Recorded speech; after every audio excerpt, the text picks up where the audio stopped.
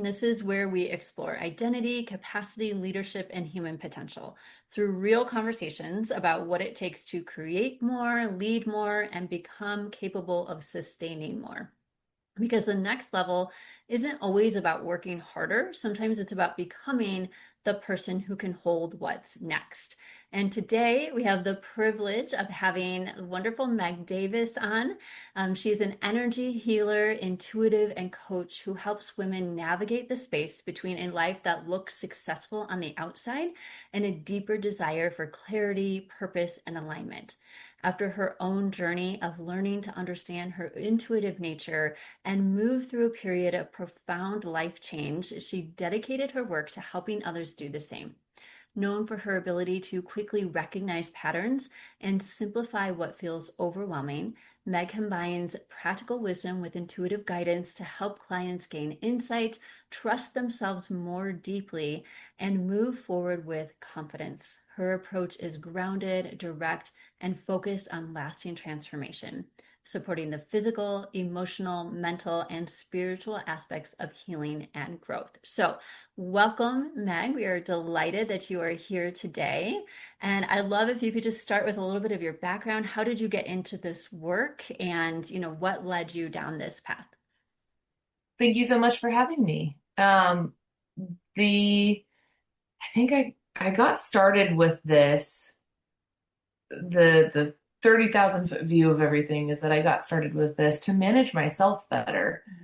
It was about 10 years ago, give or take, and I didn't ever have any intention on working with anyone else. It wasn't this, I always loved making a positive impact for people, but I didn't get into this space with the intention of feeling like I feel like I'm called to do this. Mhm. It was really more of like I feel like my life is falling apart on almost every level, and I feel so out of control with everything, and I feel so directionless and purposeless. Mm.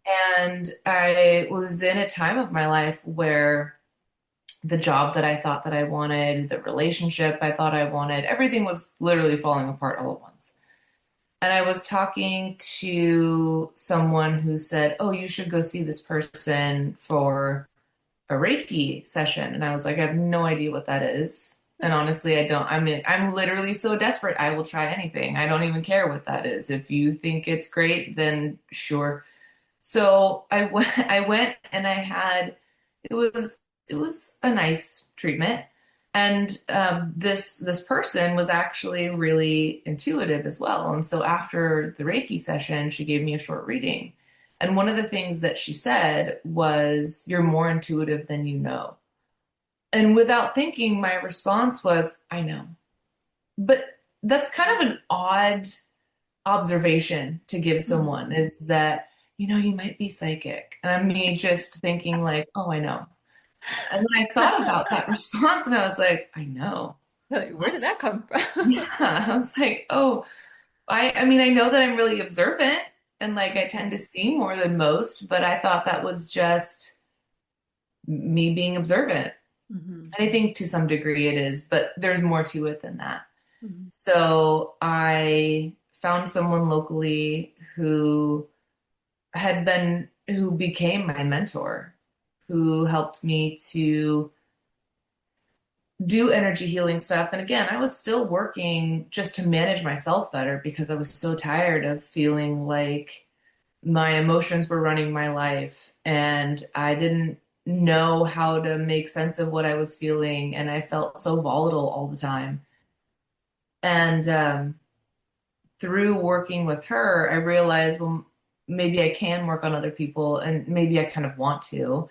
And also, I realized that when I do energy healing on people, I get a lot of information on them. And so it was a really great way for me to practice doing intuitive readings because there really isn't like a how-to manual. There's no like psychics for dummies manual. As far as I know, there might be now, but at the time, like it wasn't a bestseller on Amazon. Like I don't, where do you start with something that's so intangible and so nebulous? And so, Mhm. um, I I started working with her. I started working with other people to hone my skill set. And after a couple of years of doing this, I was getting pretty good at it. Hmm. And I was having these experiences where I just knew things about people. And often I find, and this is still true, when I work with someone and give them an intuitive reading, the information that comes up for them is typically not news. Hmm. It's like something they've been thinking or feeling and just having a hard time articulating or really putting their finger on. And so um, I would give people that came to see me a lot of information. Hmm. And it's almost like going from 0 to session 8 in therapy, like that, you know? Wow. So I would watch people often walk away from my sessions with this sort of like glazed over look of, wow, that's a lot. Uh-huh. And it's all helpful and it's all accurate, but it's a lot. Hmm. And so instead of feeling somewhat like, okay, well, what do I do now? Just like call me, It felt like the logical next step was, okay, now let's work together to come up with a plan of how you want to implement this stuff. So coaching came after that, life coaching, health and wellness coaching. I feel like the mind body connection is so important, and we've in the last decade especially seen a lot of research come out about that. Hmm. So I love using health and wellness to help bolster the mental emotional Hmm. growth that people are trying to create for themselves. Yeah. Um, so I've been doing that for the last 6, 7 years or so, and I find that I don't require that the people I work with use all of my services together, all the things I offer together, but I do find that when people use them together, it can expedite results. Yeah. So it's been a really rewarding journey, a really unexpected journey, but it's been really Mhm. rewarding to have such an impact on people. And I always feel so honored when people choose me as part of their growth journey because it's vulnerable and it's messy and it's hard. And for people to decide that I am the best candidate, at least for that part of their journey in some capacity, is just such an honor. Yeah, that's so beautiful. One of the things that I love about your story is that, I mean, you didn't start with the intention of doing this as a career or as a profession. You just started from a place where you needed the work for yourself, right? I think so many of us who end up in some type of a coaching or mentorship role were there at some point, right? Like I know for myself, I've always loved personal development and growth and like learning more about human potential and what we could actually do and connecting all these pieces, like you said, the biology with the mind and all of that. But I, learned and learned, and I went through my own periods of like what I call my rock bottom, right? Or just like that complete just devastation and overwhelm where my system could not take on another thing.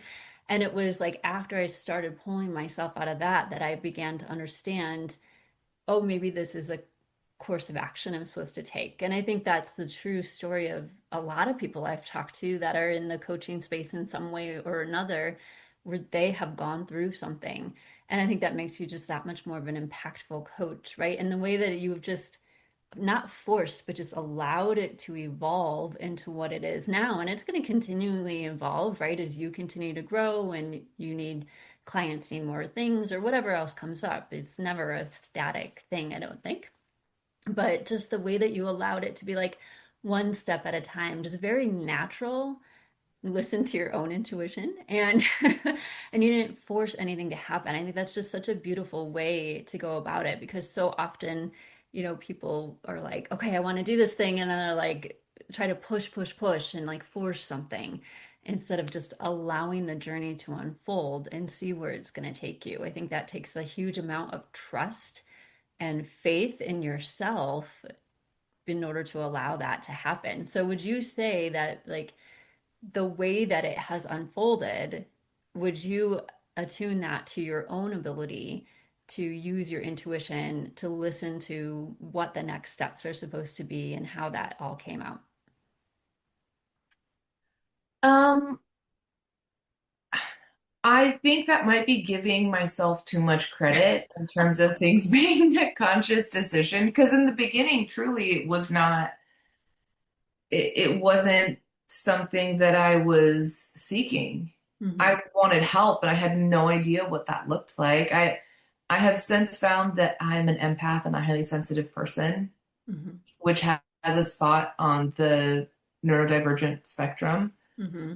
And Hmm. finding that kind of context for how I interact with the world and how the world impacts me has been hugely helpful. So as I continued to grow with this, and I 100% agree that this is constantly growing and evolving. Hmm. And I think it should, because as we grow and evolve as people, the things that we do, the things, how we interact with other people should be representative of that growth as well. Hmm. Um, but I really just wanted to be the kind of resource that I always wished that I had. And it took me a long time to find, and I had to kind of piece it together through lots of different resources. I had to kind of make this patchwork quilt of what worked for me. And so I wanted to be one place that people could go to get a lot of help. I don't think there's ever one thing for anything.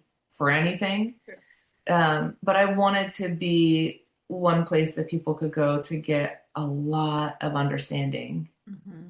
and then be able to utilize what they already know about themselves or other modalities that they've already identified that are working for them to work into that. Hmm.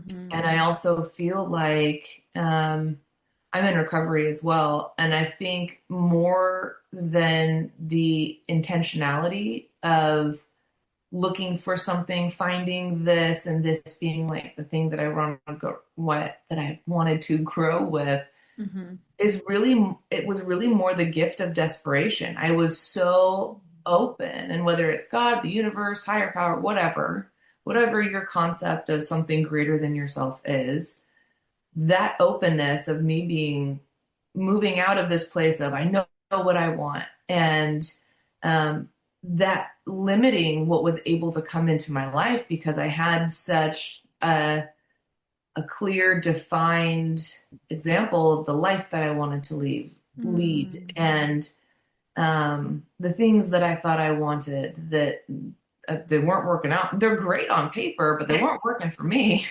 So I feel like just having this place of everything falling apart at once, it truly was a gift of desperation that it opened me up enough to be able to consider something that Yeah. was wildly different. I had no ideas anything like this even really existed.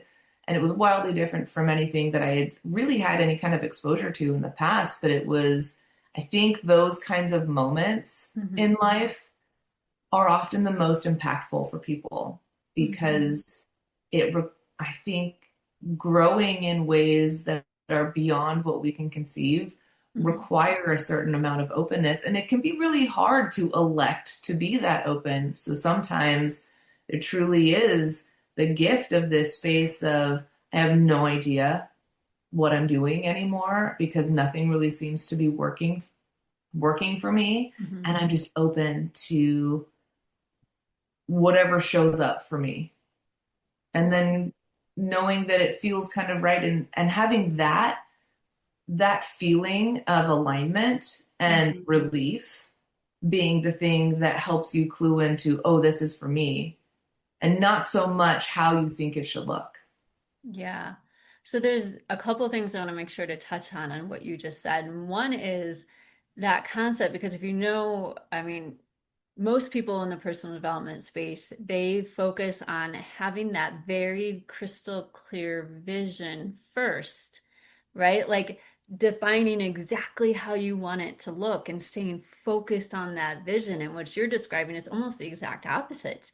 You let go of any preconceived notions of what you thought it should look like and just opened yourself up to allow whatever was going to be right to come to you. So that is like a almost complete polar opposite of what most people would teach, right? When they're talking about visualization and all of those different things. So I'd love to hear a little bit more about how that worked for you.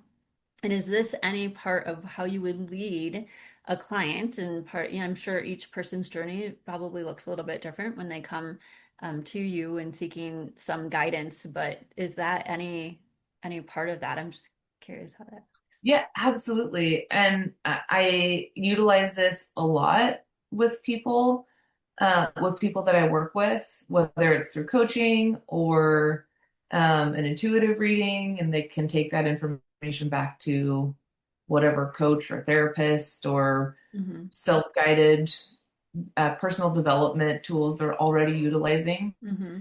Um, I feel like when we talk about allowing God to work in our lives or manifestation or law of attraction, again, whatever kind of theory is working for you, you hear a lot about you have to be very clear about what you want. And that is true. But I think sometimes people misinterpret that to Hmm. mean that they have to know what this thing should look like. And I think that's too specific. I think it's too limiting because essentially what you're saying is I already know the best thing for me. My way Hmm. is the right way. There's no possible way that I could be surprised by something that's even better than I could have ever imagined. So Hmm. I encourage people to get really clear. If there are some physical non-negotiables, get really clear about what those are. Hmm. But be more focused on how you want this thing to make you feel, how Yeah. you want it to work in your life.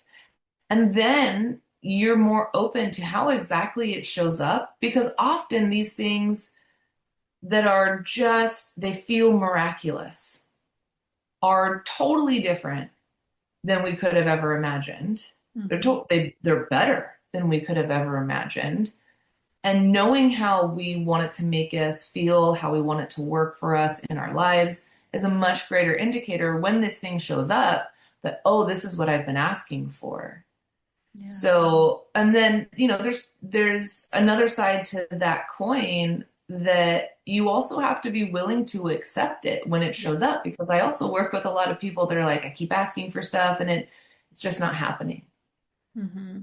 And I even have a client right now who is really struggling with confidence to do things that are really scary for her. Hmm. And I think that's something we can all relate to. We've all been at points in our lives where we have something we really want that we've worked towards that feels like, I don't know if I can actually accomplish this though. And Hmm. I Yeah. think it's human nature as a protection mechanism. We get in our own ways about that. And so one of the conversations we've had recently was, these things that you're asking for that would make it really easy or comfortable for you that you feel like you need in order to succeed in pursuit of this goal that you're not sure you can actually accomplish. They keep showing up for you and you keep saying no. So there's that's one of the benefits of the work that I do for the people I work with is holding up a mirror of the things that they can't see, those blind spots. Hmm. It's one of the reasons that I have people that I work with that help Yeah. me see blind spots because sometimes I don't know how I'm talking about things and that's creating its own manifestation. Or I don't know how the things that I'm asking for are actually showing up, but I'm too afraid to say yes. Oh, yes. So I keep saying no.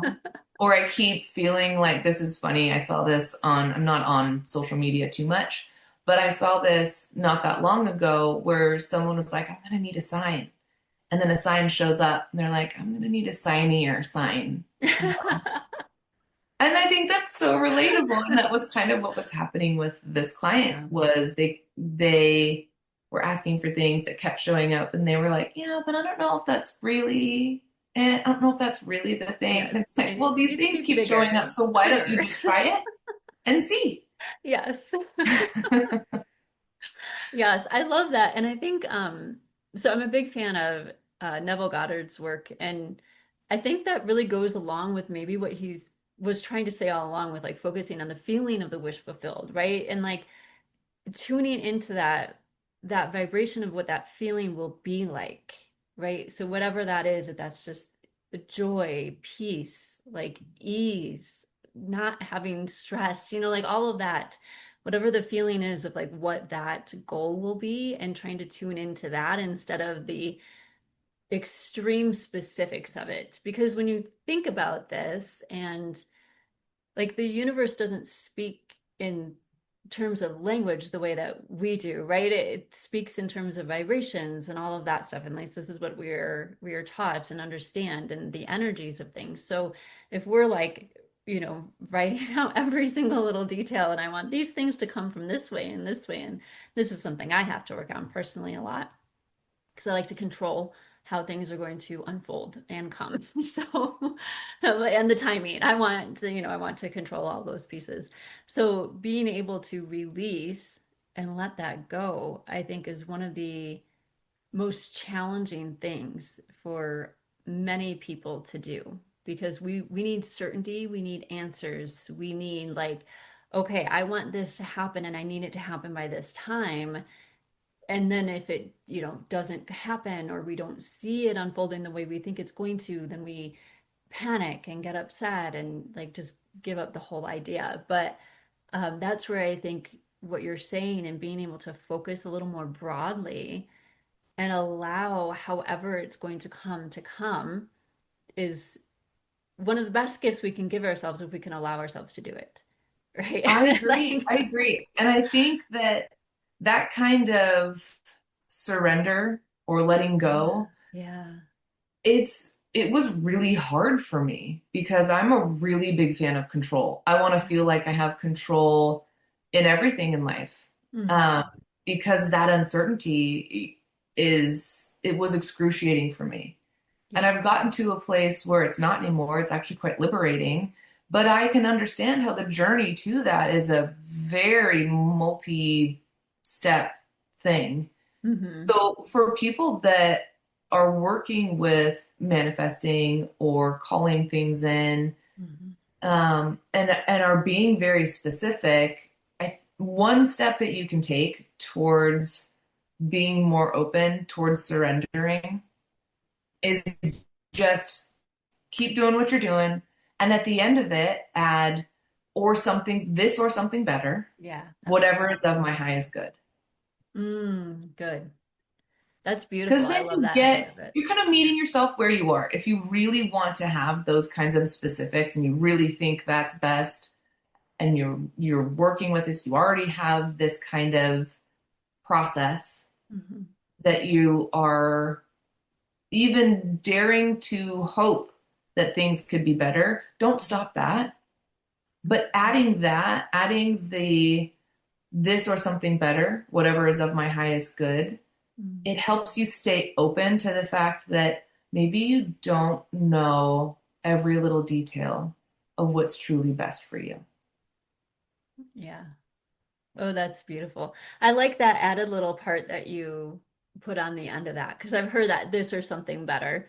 I think that's a common one, but whatever's of my highest good, I think that's just a little cherry on top, because you're absolutely right. Like, we have ideas based on our understanding and awareness in this moment, but our awareness is going to grow, our understanding is going to grow, our capacity is going to grow. Like, all of these things are going to continue to change. And what we can see right now is so limited compared to the possibilities of what it could be. So reminding ourselves of that, and having a beautiful little statement just to kind of wrap it in a bow to Yeah, help you remember that is going to be so beneficial. 100%. And I think this is where one of the places where the work that we both do really converge Mhm. because sometimes we don't see how much our understanding, with the best of our intentions, Mhm. actually comes from a wounded place. Mm. So if we feel like, well, this is what I want, and really the story beneath that is that this is what I think I can get, Mhm. when we open ourselves up to things that are even better than we could have ever imagined, or what's truly of our highest good, Yeah. it helps us to be open Hmm. to the fact that when we heal, when we are aligning with a better version of ourselves, we're able to align with things that felt way beyond the realm of possibility a year ago, 2 years ago, 10 years ago. Hmm. Yeah, that's so true. And just, every step of the way, seeing how things unfold, right? Like I never, if you asked me even 5 years ago, would I be having a podcast and having a conversation and talking about these different things? I've been like, what? No, like I didn't see really anything beyond what I was already currently doing, right? But I just like took one step and one step and one step, and it just keeps evolving, right? And you just keep connecting. And as my awareness continues to grow and my understanding of things, then I can connect deeper and I can allow more. An interesting piece I would love to hear your perspective on, like when you have, you know, people close to you that are affected by your decisions, right? So, like if you're trying to be open and just allow things to happen, but the timing you don't know about, or there's still a lot of uncertainties, right? And maybe there's somebody in your life close to you, maybe it's a spouse, significant other, relative, whatever, and it affects them and they cannot see or understand or be open. Like, how do you ever guide somebody in a situation like that where like they're trying to do these things, trying to have trust, they're trying to understand, they're trying to just be open to whatever's going to happen, but then there's somebody who's not. Maybe like asking questions like, well, when is this going to be? When is that going to be? I need details, I need answers, right? So like, is there any way that you've or seen anything like that? Yeah. I was actually talking to someone last week about this Mm-hmm. because they are moving more into this just like trusting. And when I say just like trusting that God or the universe or whatever has your back, it can feel, especially for someone, and I resonate a lot with this, for someone who is prone to trying to control everything, it can feel really negligent. It can feel Mm. like you're just gonna like go for it and for like have a prayer as a backup plan. Like that sounds like a terrible idea. What are you doing? So there's a certain amount, I think, a certain balance of doing due diligence Mm-hmm. to research something, to understand the potential risks. And some of the big things in life, there is going to be bigger risk. And there's inherent risk to everything that we do. Um, you could be allergic to peanut butter, and a PB&J is going to be kind of a risky decision, and it might feel really benign to other people. So there's inherent risk to everything. Mm-hmm. And so I feel like one of the things that people that are wanting to embrace more of this and have someone in their life who is a is an important part of their support system, Mm-hmm. have lots of conversations about it. It's probably not going to be a one and done conversation, Yeah. but have lots of conversations about it. Um, from an effective communication standpoint, and this is one of the things that I work on with clients a lot as well, is being better communicators.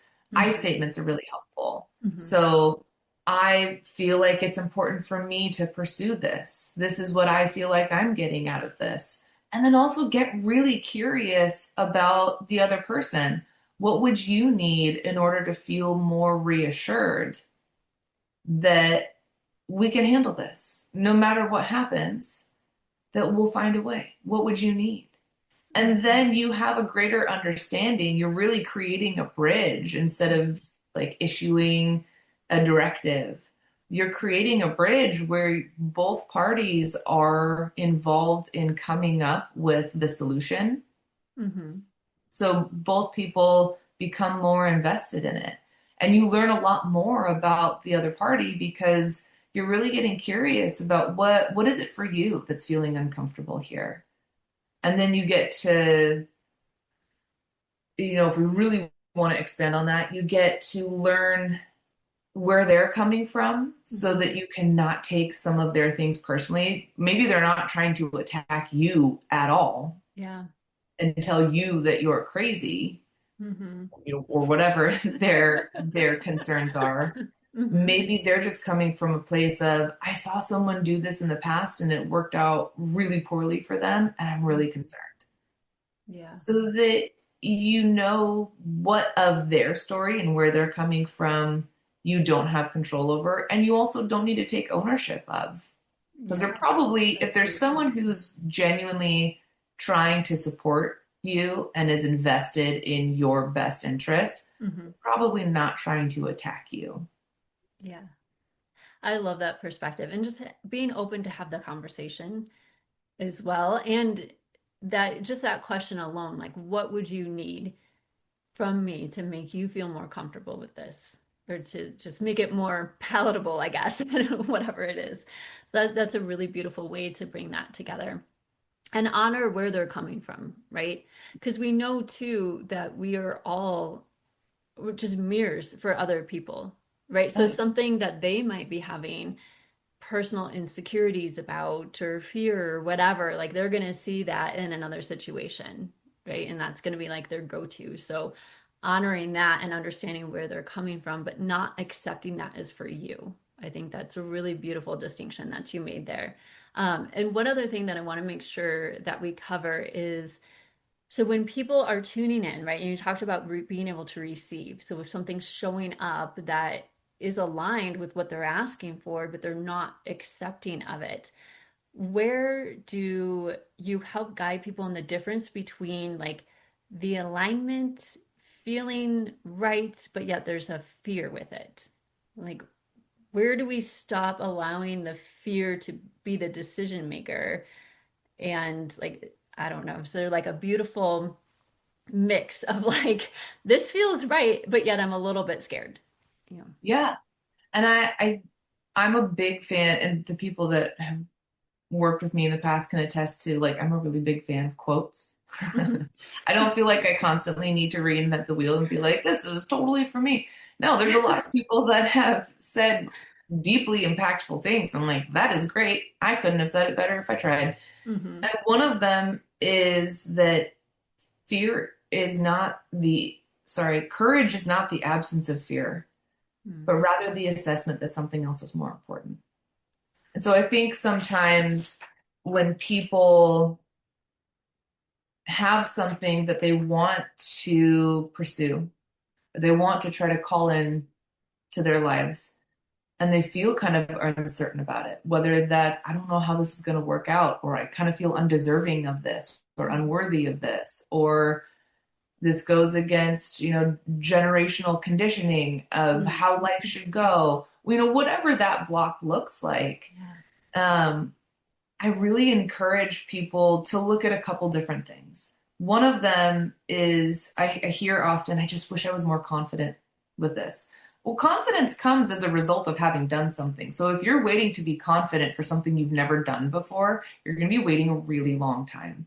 So what you actually want is courage. Mm. And sometimes, and then I ask people, what is more important than the fear? So that you get in greater alignment with your motivation, with your why. And then we look at, is the fear truly more important? Because sometimes our fear is there to keep us safe. Mhm. And sometimes it's genuinely calling out red flags that we need to listen to. Mhm. But sometimes it's just louder. It's not more important than our motivation for pursuing something in the first place. Mhm. It's just louder because it's had this stage. Sometimes the visuals that come through for me are kind of funny. And so the way that I see this, when people have sides of themselves that have been keeping them safe for so long, they have a narrative, a belief, a story, and it's been keeping them safe for so long, but they're finding that it's keeping them limited. And it's like, well, how do I get past that? Hmm.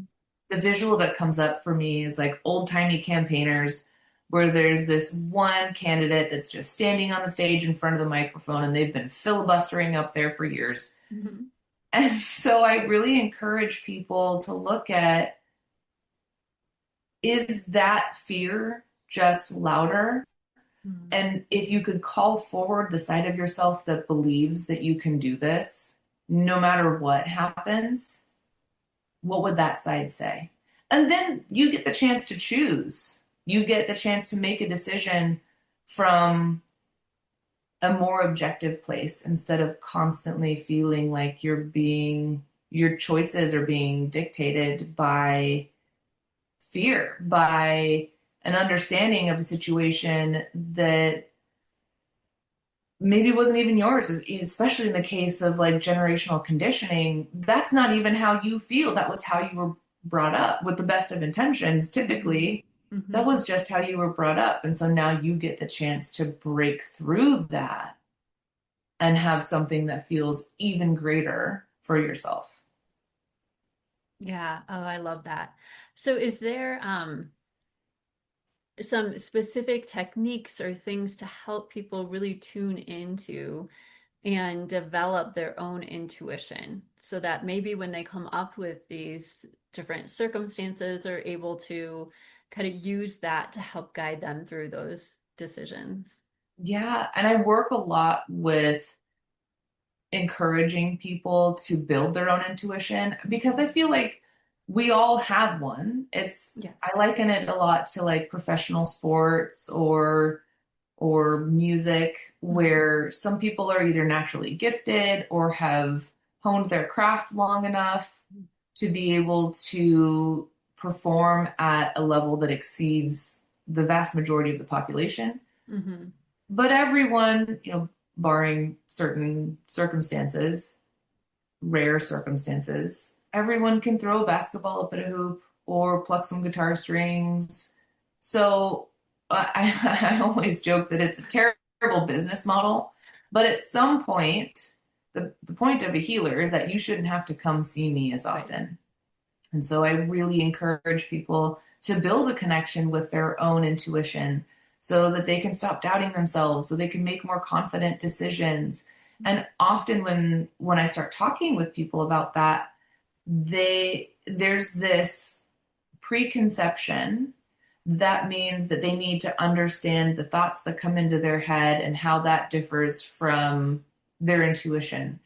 But Hmm. I feel like intuition, certainly for me and with many of the people that I work with, it's less about what's happening in your head and more about what's happening in your body. So I take people through an exercise where we compare intuition with other feelings that are commonly mistaken for intuition. People Hmm. don't know, is this intuition? Is this some other feeling?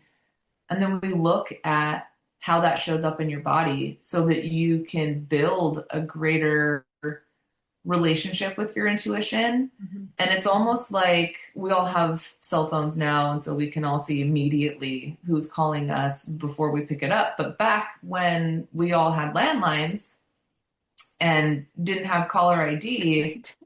there's moments where you would just pick up the phone and based on within the first second of someone speaking, you knew exactly who it was because of the sound of their voice. Hmm.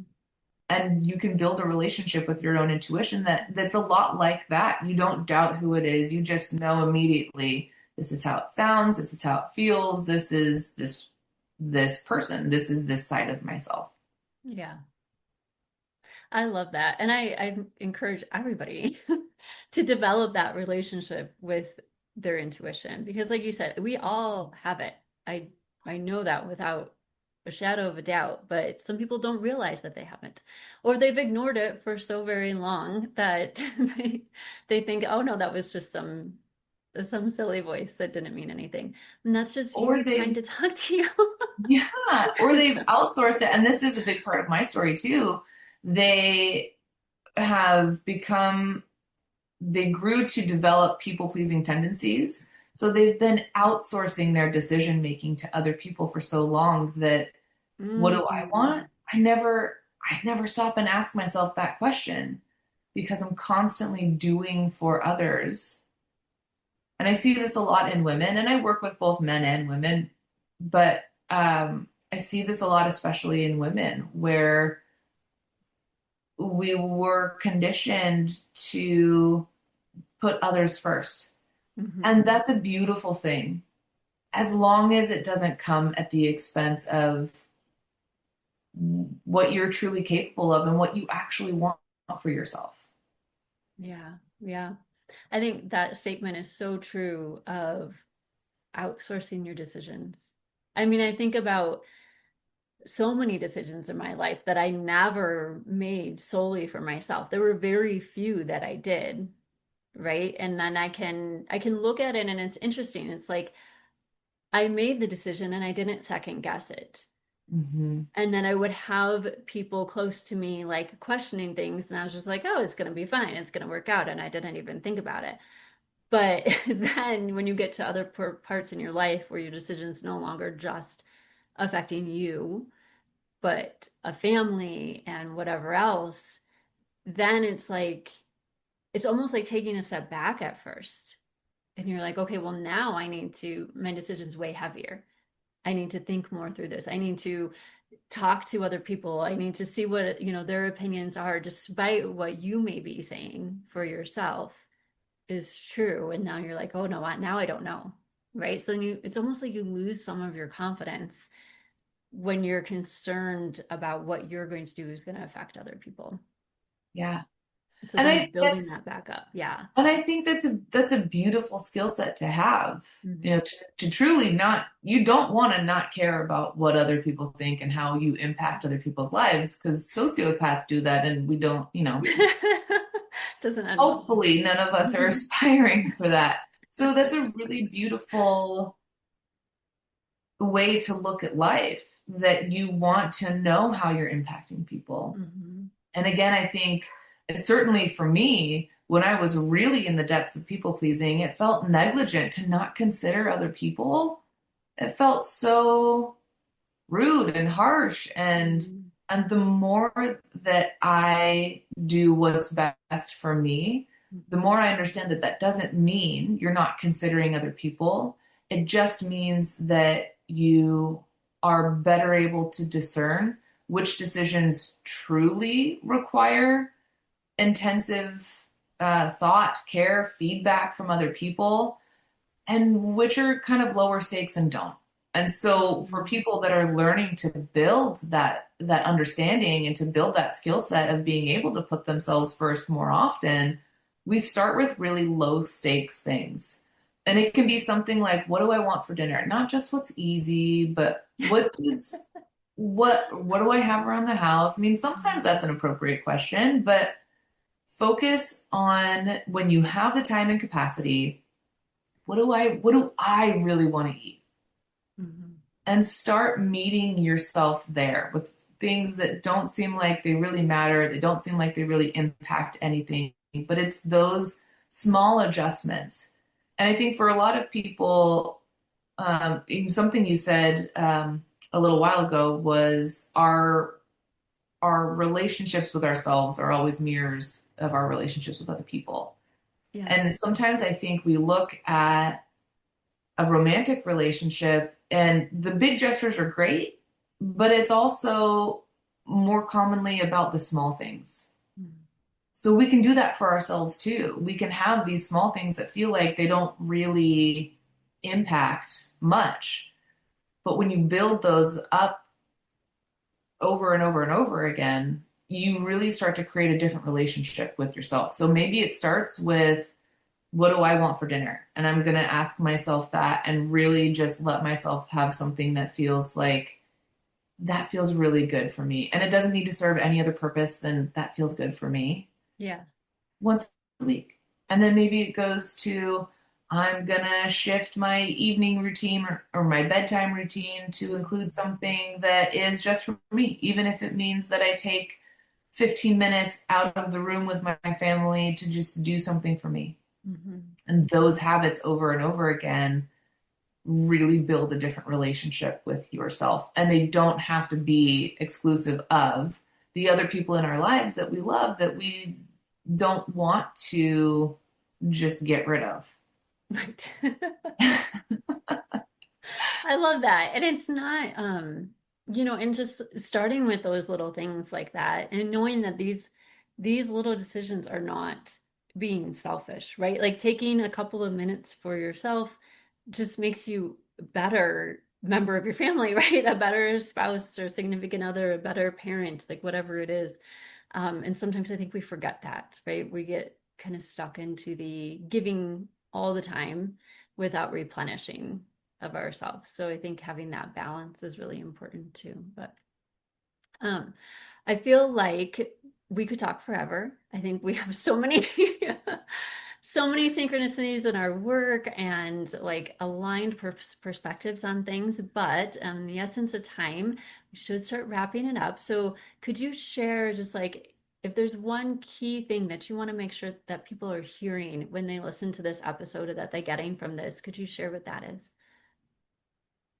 Gosh, there's so many things, and we've talked about so many great things. But I think it would be building a better relationship with yourself, whether that's a greater understanding of the growth that you've made and maybe getting better resources to find the blind spots that still exist for you, or learning your intuition better so that you can make more confident decisions and wiser energetic investments.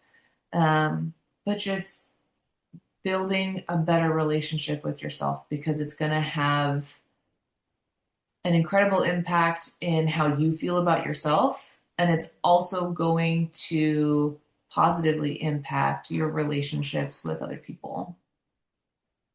That is beautiful. Great. So we're going to share, ways that you can connect with Meg in the show notes. So be sure to look for that. And I just want to thank you for joining us today for another episode of Recalibrated for More. If anything in today's conversation shifted maybe the way you see yourself, your leadership, or what's possible for your life, I invite you to take that insight with you and most importantly, put it into practice. So if you know someone who's ready to expand what they believe is possible for themselves, then share this episode with them. And until next time, keep expanding, not just what you're creating, but your capacity to hold it.